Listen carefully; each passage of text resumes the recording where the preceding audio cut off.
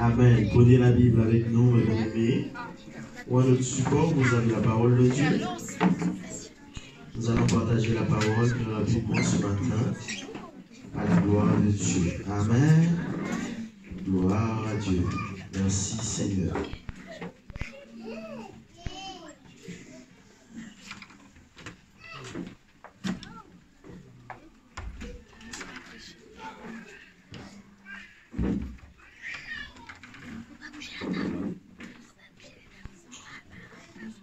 Le message de ce matin, c'est tout simplement Dieu a deux faces. Amen. Alléluia. Nous savons que Dieu a plusieurs facettes. Mais Dieu a deux faces. Exode 34. Ouvrez la Bible dans le livre de l'Exode, le livre de la sortie. Au chapitre 34, c'est le deuxième livre de la Bible.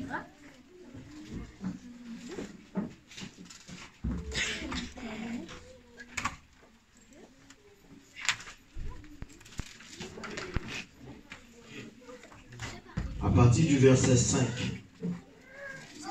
Dieu a deux faces. L'Éternel descendit dans une nuée, se tint là auprès de lui et proclama le nom de l'Éternel. L'Éternel passa devant lui et s'écria: l'Éternel, l'Éternel, Dieu miséricordieux et compatissant. Amen.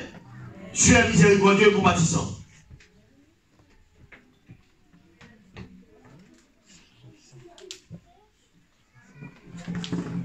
Lent à la colère. Oui, notre Dieu est lent à la colère. Nous sommes dans la première phase.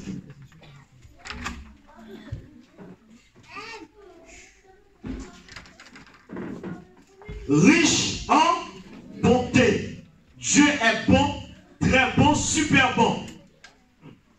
Et la Bible déclare dans le psaume 100, sa bonté dure toujours et sa fidélité de génération en. Tout ça, nous sommes dans la première phase. La bonté de Dieu. Riche en bonté et en fidélité. Ça veut dire que Dieu garde sa parole. Quand Dieu fait une promesse, il fait tout pour accomplir cette promesse. C'est un Dieu de fidélité.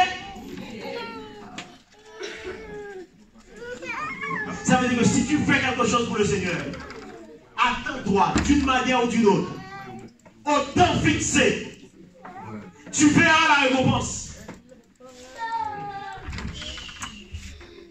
Parce que Dieu, c'est un Dieu de fidélité.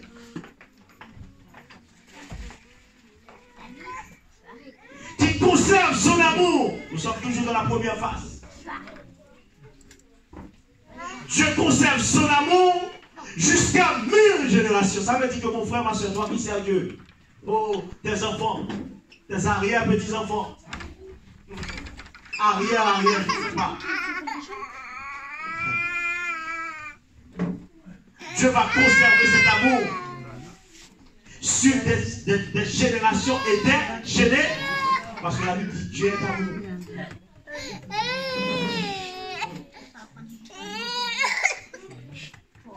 Dieu conserve son amour. Nous sommes dans la première phase de Dieu. Dieu est amour. Et Dieu aime les hommes. Et mon frère, s'il y a quelqu'un qui t'aime vraiment, c'est Dieu. Amen. Ma soeur, s'il y a quelqu'un qui tient à toi, c'est Dieu. Même si tu souffres, Dieu tient à toi. Même si tu es dans le désert, l'amour de Dieu ne change pas pour toi. Même si tu es malade, n'oublie pas que Dieu t'aime. Parce que la Bible dit c'est un Dieu d'amour.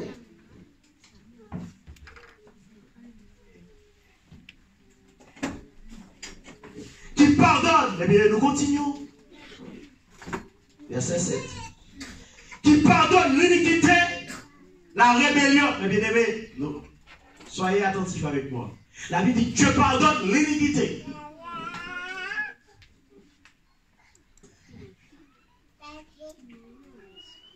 La rébellion et le péché. Amen. L'iniquité, c'est comme le mal qui est attaché à l'intérieur de toi.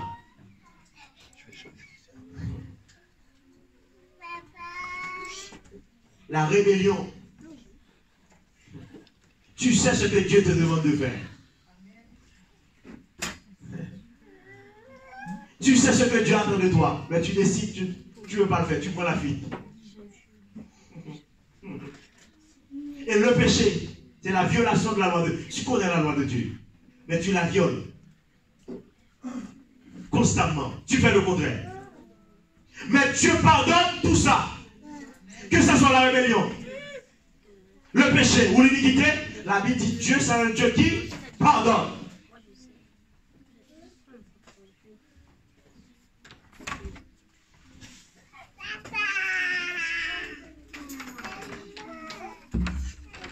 Nous sommes toujours dans la première. Nous avons dit dès le début que Dieu a deux faces. De même, quand vous prenez une pièce de monnaie, il y a pile, face. Pile, c'est toujours la pièce. Face, c'est toujours la pièce. Nous continuons, Exode 34, verset 7. Mais qui ne tient point le coupable pour innocent. Dieu pardonne. Mais c'est également un Dieu de justice. Il ne tient jamais le coupable pour innocent. Si tu es coupable, Dieu va déclarer que tu es coupable. Si tu es innocent, Dieu va te déclarer que tu es innocent. Mais il ne va jamais dire que tu es coupable alors que tu es innocent. Non. Dieu, c'est un Dieu de justice.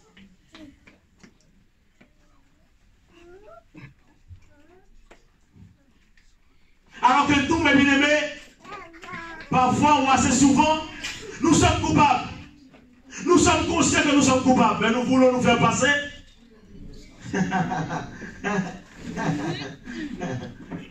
Alléluia. Amen.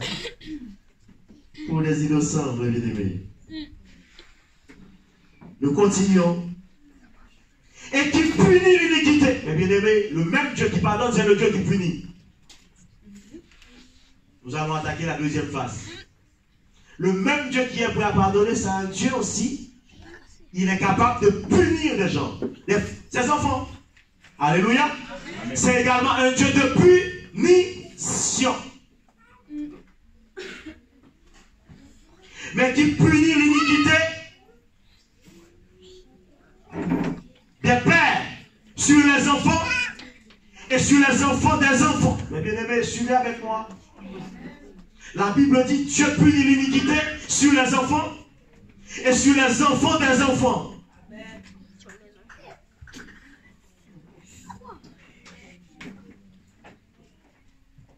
Ça veut dire que mon frère, je peux faire quelque chose de mal maintenant. Ça peut suivre mes enfants.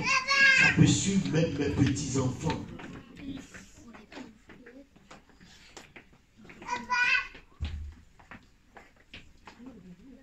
C'est pas Satan qui va les poursuivre.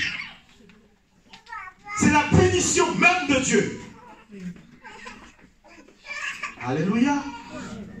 La punition, Dieu punit. Nous sommes dans la deuxième phase. Dieu punit. Voilà pourquoi. Hier, j'ai dit aux jeunes. J'ai dit aux bien-aimés qui étaient venus jeûner que parfois, quand tu connais l'histoire de ta famille, tu sais que ton parent, ton père a fait beaucoup de mal. Toi-même, tu dois prier pour demander pardon à Dieu pour tes propres parents. Alléluia. Pour couper les liens entre ta propre famille et ta vie et tes enfants.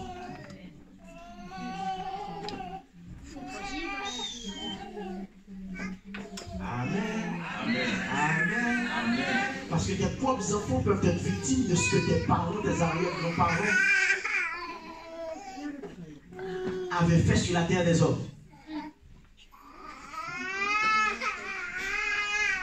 Sur les enfants jusqu'à la 3e et à la 4e génération.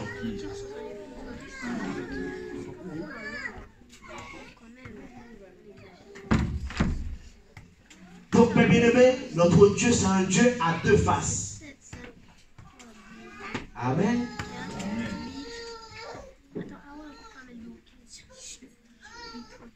Et nous allons voir un exemple dans la Bible où les deux faces de Dieu ont été manifestées.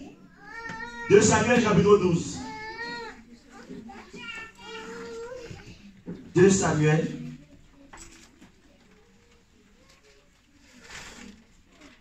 Alléluia. 2 Samuel chapitre 12. Suivez avec moi mes bien-aimés ce matin. Pour la gloire de Dieu.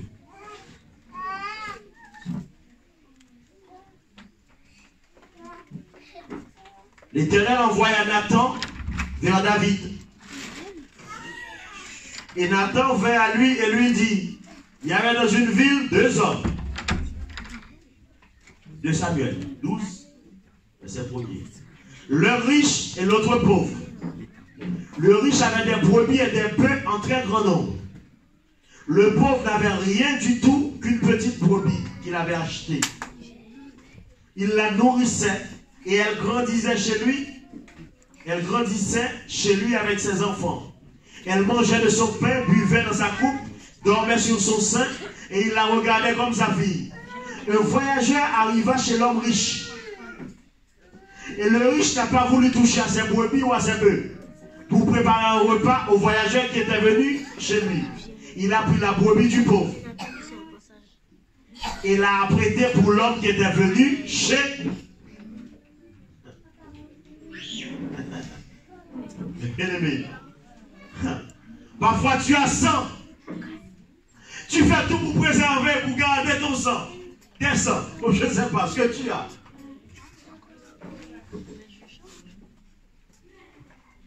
Mais tu es prêt à récupérer chez quelqu'un qui a 2. Amen. Amen. Oh, mon frère, soyons justes. Que Dieu nous fasse grâce. Amen. Amen. Que la justice de Dieu arrive jusqu'à nous. Amen. Amen. Amen. Amen, mes bien-aimés. Oh, gloire à Dieu, mon frère. Oui.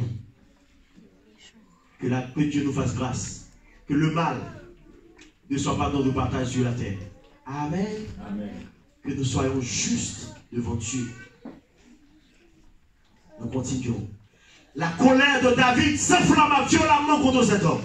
Et il dit à Nathan, l'Éternel est vivant. L'homme qui a fait cela mérite la mort. Mais bien aimé, c'est le jugement des hommes. David a déjà jugé.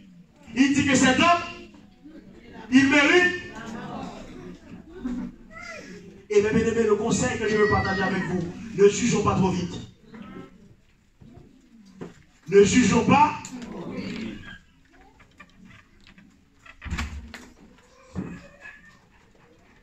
Et il rendra 4 brebis. Mais bien aimé, ça continue. Hein? David est en train de rendre son propre jugement. Il rendra 4 brebis pour avoir commis cette action et pour avoir été sans pitié. David trouve que cet homme est sans pitié. Oh, mais bien aimé. Gloire à Dieu. Et ce matin, ne soyons pas sans pitié. Mon frère, tu dois avoir de la pitié. Tu es enfant de Dieu. Tu suis Jésus-Christ. Tu dois avoir de la pitié.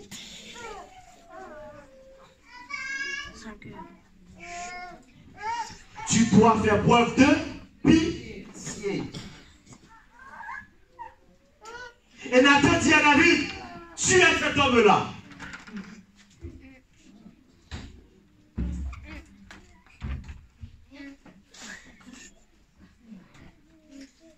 Mais bien aimé, il a rendu le jugement.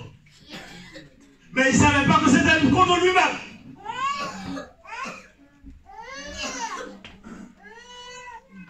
Ainsi parle l'Éternel, le Dieu d'Israël. Maintenant, Nathan continue à parler à David. Suivez avec moi, bébé aimé. Il y a beaucoup de leçons dans ce passage. Amen. Ainsi parle l'Éternel, le Dieu d'Israël. Je t'ai roué pour roi sur Israël. Je t'ai délivré de la main de Saül. Je t'ai mis en possession de la maison de ton maître. J'ai placé dans ton sein des femmes de ton maître. Je t'ai donné la maison d'Israël et de Juda. Et si cela eût été peu, j'y aurais encore ajouté. Pourquoi donc as-tu méprisé la parole de l'Éternel en faisant ce qui est mal à ses yeux? Mais bien aimé, évitons le jugement de Dieu. Amen. Mais bien aimé, Dieu sait tout ce qu'il a fait pour toi et pour moi. Voilà pourquoi par rapport à ce que Dieu a fait pour toi et pour moi, Dieu aussi, il attend notre comportement. Amen. Amen. Amen. Il attend de nous reprocher, de faire des reproches à David, en écrivant tout ce qu'il a fait pour lui. Amen. Même si toi tu as oublié, tu n'as pas oublié ce qu'il a fait pour toi. Il fait attention. Alléluia. Alléluia. Continuons, mes bien-aimés. Tu as frappé, verset 9, tu as frappé de l'épée Uri le Héthien. Tu as pris sa femme pour en faire ta femme. Mes bien-aimés, ce n'est pas de petites choses. Adultère, meurtre. Ainsi par l'Éternel. Voici, je vais faire sortir de ta maison le malheur contre toi. Mes bien-aimés, suivez avec moi. Je vous ai dit que Dieu a deux faces. Je vais faire sortir le malheur de ta maison. Mon frère, tu peux faire quelque chose et que Dieu se fâche. Mon frère, oh. Ma soeur, fais attention. Je vais faire sortir le malheur.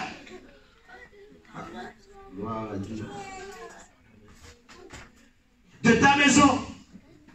Le malheur contre toi. Je vais prendre sous tes yeux tes propres femmes pour les donner à un autre qui couchera avec elle à la vue de ce soleil. C'est Dieu qui parle. Car tu as agi en secret, et moi je ferai cela en présence de tout Israël et à la face du soleil.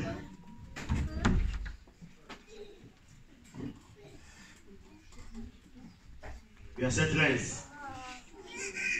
David dit à Nathan, je péchais contre l'Éternel.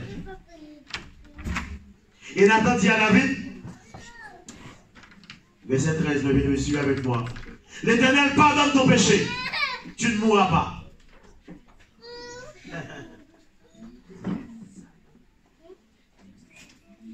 Parce que ce péché méritait la mort. Dieu pardonne. Mais est-ce que parce que Dieu pardonne, le péché va rester sans conséquence? Continuons la lecture, mes bien-aimés. La Bible dit que Nathan a dit à David, l'Éternel pardonne. Tu ne mourras.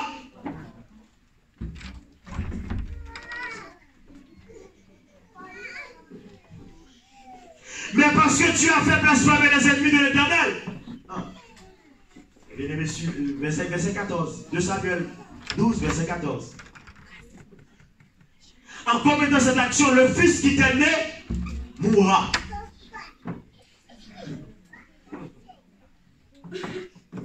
Parce que tu as fait cela, le fils qui t'est né mourra. Mais bien aimés, de nos jours, nous avons tendance à oublier la deuxième face de Dieu. Nous mettons l'accent sur le Dieu d'amour, le Dieu de miséricorde, le Dieu de grâce. Amen. Mais nous oublions parfois que Dieu, c'est un Dieu de punition.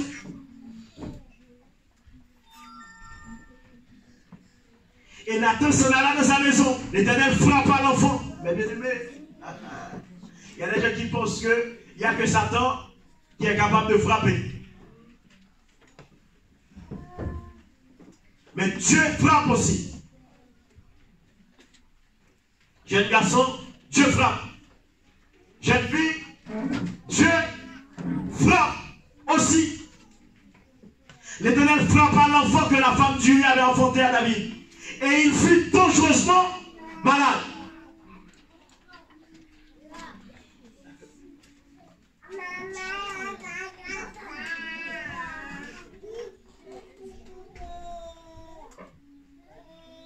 David pria Dieu pour l'enfant.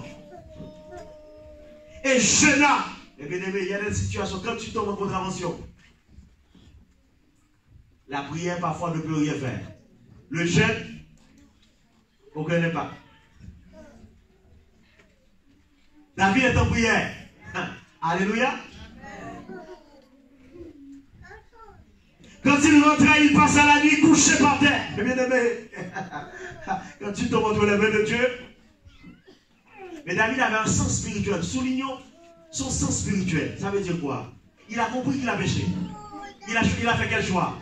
La prière, le jeûne, et même comment dire, coucher par terre le soir. C'est comme une sorte de pénitence. Oui, c'est comme une sorte de supplication. Il a compris, soulignons quand même son sens spirituel. Les anciens de sa maison insistèrent auprès de lui pour le faire lever de terre. Mais il ne voulut point et il ne mangea rien avec eux. Le 7e jour, l'enfant mourut. Mais bien aimé, il y a des gens qui vont te dire que Dieu c'est un Dieu de grâce. Amen. Amen. Dieu ne peut pas tuer un petit enfant. Amen. Mais Dieu c'est un Dieu d'amour. Il n'est pas pour la mort. Mais comme c'est un Dieu de justice, quand tu fais ce que normalement tu ne dois pas faire, Dieu doit te punir. Amen. Et dans sa punition, la mort peut arriver.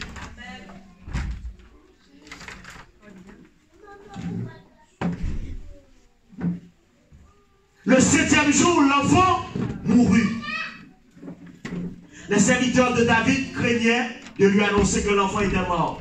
Car il disait, voici, lorsque l'enfant vivait encore, nous lui avons parlé, il ne nous a pas écouté. Comment oserons-nous lui dire? L'enfant est mort. Il s'affligea bien davantage. David aperçut que ses serviteurs parlaient tout bas entre eux. Et il comprit que l'enfant était mort. Il dit à ses serviteurs, l'enfant est-il mort? Il répondit qu'il est mort. Alors David se leva de terre, se lava, soignit, et changea de vêtements. Puis il alla dans la maison de l'Éternel et se prosterna. De retour chez lui, il demanda qu'on lui servît à manger, il mangea. Ses serviteurs lui dirent, que signifie ce que tu fais? Tandis que l'enfant vivait, tu jeûnais, tu pleurais. Et maintenant que l'enfant est mort, tu te lèves et tu manges. Il répondit, lorsque l'enfant vivait encore, je jeûnais et je pleurais, car je disais, qui sait si l'Éternel n'aura pas pitié de moi? Et si l'enfant ne vivra pas? Maintenant qu'il est mort, pourquoi jeûnerais-je? Puis-je le faire revenir? J'irai vers lui, mais il ne reviendra pas vers moi.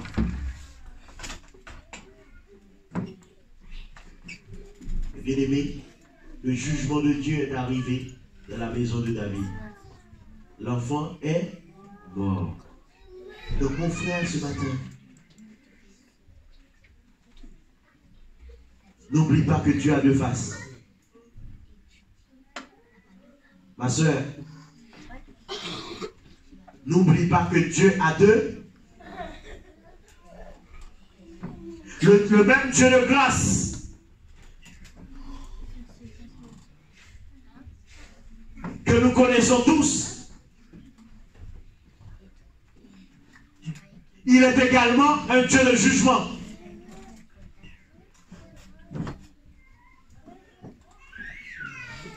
Et je vais m'arrêter, mes bien-aimés, avec un verset. Je vais laisser ce verset en suspens. Dans Deutéronome, chapitre 4.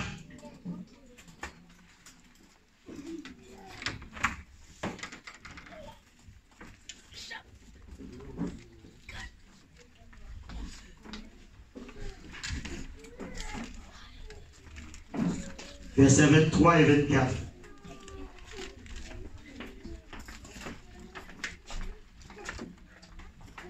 Veillez sur vous, Deutéronome 4, versets 23 et 24, afin de ne point mettre en oubli l'alliance que l'Éternel votre Dieu a traitée avec vous, et de ne point vous faire d'image taillée, de représentation quelconque, car l'Éternel ton Dieu t'a défendu. Donc, que l'Éternel ton Dieu t'a défendu, merci. Car l'Éternel ton Dieu est un feu dévorant. L'Éternel ton Dieu est un Dieu dévorant. Un Dieu jaloux. Et bien aimé, je vous laisse avec Deutéronome 4. Verset 24. L'Éternel Dieu est un feu dévorant. L'Éternel Dieu est un feu dévorant.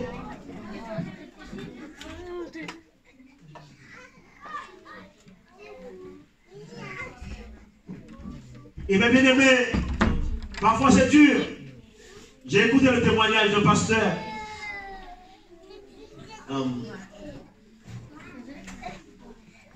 Il a été rendre visite à un frère, je ne sais pas, il avait des relations avec lui. Et que le frère, je ne sais pas, comme le frère, ses affaires commençaient à bien marcher. Et comme ils avaient un rendez-vous, le frère lui a envoyé je ne sais pas, une sorte de... Comment on appelle ces choses-là pour essuyer les voitures de nettoyer? Hein? C'est chaud. Il lui a dit, pasteur, comment ça nettoyer la voiture?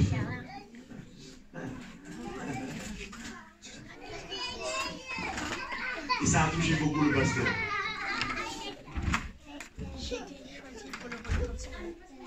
Il est rentré à la maison. D'après ce qu'il a dit, il a prié Dieu. Mais après, mes bien-aimés, quelques temps après, ce couple ils avaient un seul enfant. Ils sont allés à la plage. Pendant qu'ils sont dans la mer, il y a eu un tourbillon, l'enfant a disparu. À jamais.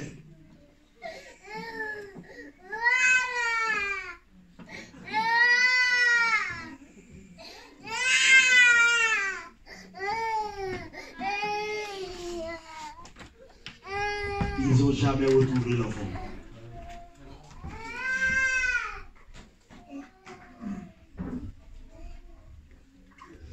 Mon frère, ma soeur, Dieu a deux faces. Amen. Les bien-aimés. Amen. Amen. Amen. Demandons à Dieu la grâce. Les bien-aimés. Amen. Amen. Mon frère, ma soeur, nous marchons avec Dieu, mes bien-aimés. Mais nous devons garder en tête que Dieu a deux faces. Alléluia. Alléluia. Alléluia. Ce n'est qu'après ce drame que le couple est venu demander pardon, s'excuser auprès du pasteur. Pour dire non. On n'aurait pas dû se comporter comme ça. Amen. Dieu a deux faces, mon frère. Alléluia. Père de famille, n'oublie pas que Dieu a deux faces. Père de famille, n'oublie pas que Dieu a deux. Mon frère, ma soeur, bien-aimé dans le Seigneur, n'oublions pas que Dieu a deux. C'est un Dieu de grâce.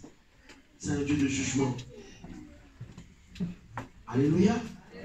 La Bible même dit que Dieu, c'est un feu. Je laisse ça en suspens pour dimanche prochain. Que Dieu vous bénisse. Levons-nous ensemble, nous allons